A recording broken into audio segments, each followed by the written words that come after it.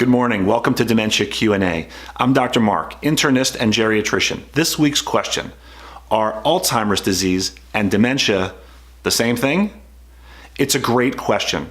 If you heard that you or a loved one was diagnosed with dementia, the first thing you would think of is, isn't it Alzheimer's disease? The short answer is no. The two terms, Alzheimer's disease and dementia, are not exactly the same. The same way that saying car and Ford F-150 are not exactly the same thing, but they do overlap an enormous amount.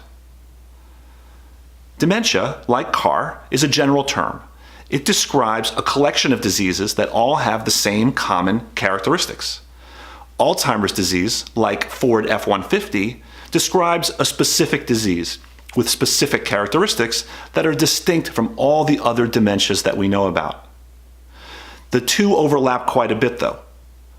In truth, 7 out of 10 people who are diagnosed with a new dementia have Alzheimer's disease or a combination of Alzheimer's and another dementia together. So why don't physicians and others use the term? Are they just being polite?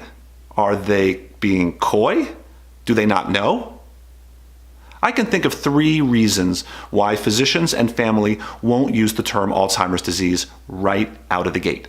First, the workup might not be completed.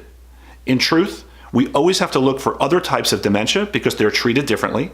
They progress at a different speed and with different signs and symptoms, and a few of them are actually reversible. We would want to make sure that we have ruled those out before we tell someone they definitively have Alzheimer's disease. So number 1, we might not be done with our diagnosis. Second, Alzheimer's disease is a very scary term. Just like cancer, HIV, even heart attack, these words frighten patients and families, and folks might not want to frighten their patients or their families. Indeed, families themselves might not want to use the term for a very long time. I have seen that in my own family. People talk about the memory problem, the dementia, but only years later do they finally start to say the word Alzheimer's disease. Don't feel bad if you're uncomfortable using the word right up front. Sometimes these things take time.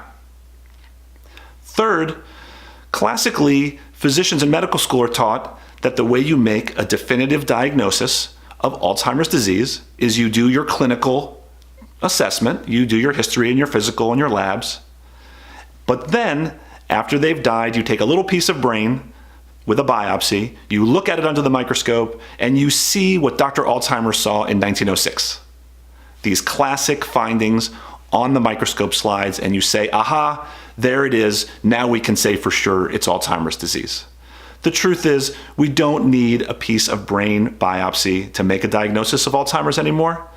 Once you know the history, the physical, the signs and the symptoms, and you've ruled everything else out, the diagnosis of Alzheimer's disease can be made. But physicians might recall their training and think, well, we're not 100% sure until we see it on a slide. It's just not true.